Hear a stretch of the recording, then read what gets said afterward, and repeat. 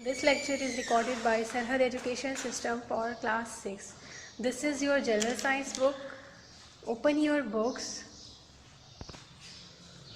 Open the page of contents. Your first chapter is cellular organization of plants and animals. Sense organs. Unit 3, photosynthesis and respiration in plants.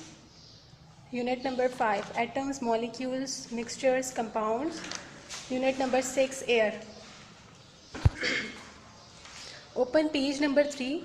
Our first lesson is cellular organization of plants and animals. Cellular organization means cells की तरतीब. Plants और animals में, जानवरों और पौधों में cells की तरतीब जो है वो किस तरह से हुई है हमने इस चैप्टर में पढ़ना है. So our first topic is cell. Cell का सबसे पहले हमें पता होना चाहिए कि सेल क्या है. आपकी और लिविंग ऑर्गेनिजम्स की जो बॉडी है वो एक या एक से ज़्यादा सेल से मिलकर बनी है. सेल एक ऐसा बेसिक स्ट्रक्चरल यूनिट है जो मिलकर आपकी लिविंग ऑर्गेनिज्म को कंपोज करता है. So cell is the basic structural, functional and biological unit of all living organisms. Cells के बगैर कोई भी लिविंग ऑर्गेनिज्म जो है वो सर्वाइव नहीं कर सकता. सो बेसिकली जो सेल है, सेल का वर्ड जो है वो सेला से निकला है, जिसका मतलब होता है एक स्मॉल रूम. इट मीन्स कि सेल का जो अपना स्ट्रक्चर है वो बहुत ज़्यादा स्मॉल है. सो सेल जो है वो बिल्डिंग ब्लॉक ऑफ लाइफ की तरह भी काम करता है.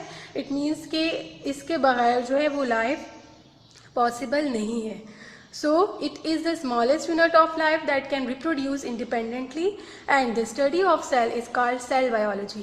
So it means कि सेल जो है वो एक ऐसा स्मॉलेस्ट यूनिट है जो कि रिप्रोड्यूस कर सकता है, मतलब कि दोबारा बन सकता है, अपनी कॉपीज़ भी बना सकता है. और जब हम सेल की स्टडी करते हैं तो उस स्टडी को कहते हैं cell biology. All living things are made up of cells. Some cells are small in size like bacteria, whereas some are big in size like the yolk of an egg. जितने भी living organisms हैं वो cell से मिलकर बने हैं. कुछ cell small होते हैं साइज में, कुछ बड़े होते हैं. जैसे कि बैक्टीरिया एक सिंगल सेलुलर स्ट्रक्चर है, एक ही सेल से बना हुआ है. सो ये इसका जो स्ट्रक्चर है वो एक स्मॉलेस्ट सेल पे कंसिस्ट करता है. जबकि जो एग योक है वो एक लार्जेस्ट सेल है. ये भी एक सेल है क्योंकि ये इंडिपेंडेंट होता है और इससे एक न्यू लाइफ जो है वो बनती है.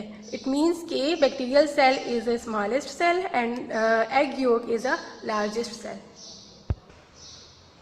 Now open page number 4. The next topic is parts of light microscope and its working. हमने सेल के बारे में तो पढ़ लिया कि सेल जो है वो एक ऐसा स्मॉलेस्ट स्ट्रक्चर है जो कि लिविंग ऑर्गेनिजम्स के लिए एक बिल्डिंग ब्लॉक की तरह का काम करता है. लेकिन इस सेल को ऑब्जर्व कैसे किया जाता है और इन लिविंग ऑर्गेनिजम्स के अंदर जो मुख्तलिफ़ किस्म के सेल पाए जाते हैं वो हम कैसे देख सकते हैं, उसके लिए हमारे पास एक डिवाइस है जिसको हम कहते हैं माइक्रोस्कोप. माइक्रोस्कोप एक ऐसी डिवाइस है जो स्मॉलर से स्मॉलर ऑब्जेक्ट्स को भी इनलार्ज करके, बड़ा करके दिखाती है क्लियरली. सो यहाँ पर हम लोग जिस माइक्रोस्कोप की वर्किंग पढ़ेंगे वो है light microscope.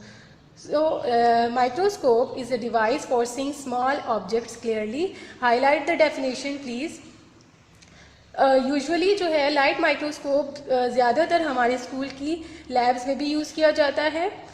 So now we will discuss about different parts of the light microscope. So यहाँ आप देख सकते हैं कि एक लाइट माइक्रोस्कोप की डायग्राम शो की हुई है. सबसे पहले मैं आपको इसके पार्ट्स बता दूँ. जो फर्स्ट पार्ट है आई पीस.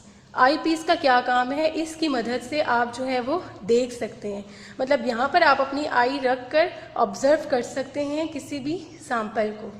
उसके बाद नोज पीस है. नोज पीस आपके जो इसके नीचे जितने भी 3-4 लेंसेज लगे होते हैं उनको एडजस्ट करता है. ठीक है. उसके बाद स्टेज आता है. स्टेज पे आप अपना सैंपल रखते हैं जो कि एक स्लाइड पे होता है और स्टेज की साइड पर स्टेज क्लिप्स लगे होते हैं जो कि आपके सैंपल को या स्लाइड को होल्ड करते हैं. उसके बाद आ जाता है एक नेक्स्ट स्ट्रक्चर, डायाफ्राम. डायाफ्राम जो है वो आपकी लाइट की इंटेंसिटी को कंट्रोल करता है. क्योंकि ये लाइट माइक्रोस्कोप है सो इसके लिए लाइट जो है वो बहुत ज़्यादा इम्पॉर्टेंट है. तो लाइट की इंटेंसिटी को कंट्रोल करने के लिए हम डायाफ्राम को यूज़ कर सकते हैं. उसके बाद कंडेंसर लेंस है, फिर हमारे पास लाइट सोर्स होती है जो हमें लाइट प्रोवाइड करती है। यहाँ पर आप देख सकते हैं एक और आपके पास पार्ट है इसका, जिसको हम कहते हैं course adjustment knob. Course adjustment knob का क्या फंक्शन होता है कि ये आपके जो स्लाइड है उसको फोकस करवाता है प्रॉपरली। उसके बाद फाइन एडजस्टमेंट नॉब है। फाइन एडजस्टमेंट नॉब का भी यही काम है कि वो आपको फाइन फोकस देता है। So now we will discuss about enlargement. Enlargement या मैग्निफिकेशन क्या होती है। सो मैग्निफिकेशन किसी भी माइक्रोस्कोप को में हम लेंसेज को यूज़ करते हुए जब किसी ऑब्जेक्ट को या इमेज को देखते हैं तो वो ऑब्जेक्ट हमें इनलार्ज नज़र आता है, तो इसको हम क्या कहते हैं, मैग्निफिकेशन। सो हर एक माइक्रोस्कोप की अपनी अपनी मैग्निफिकेशन पावर होती है। कोई माइक्रोस्कोप जो है वो 40x होता है, कोई 100x and some are 400x। 40x अगर इनलार्ज होगा तो इसका मतलब क्या है कि जो आपके माइक्रोस्कोप या आपके जो ऑब्जेक्ट का इमेज है वो 40 टाइम्स तक इनलार्ज दिखा सकता है माइक्रोस्कोप। अगर 100 है तो इट मीन्स कि 100 टाइम्स तक आपको इमेज बड़ा करके दिखा सकता है।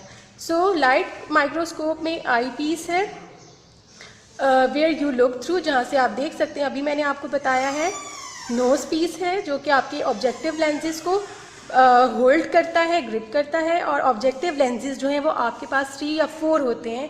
किसी माइक्रोस्कोप में 4 होते हैं और किसी में 3 होते हैं।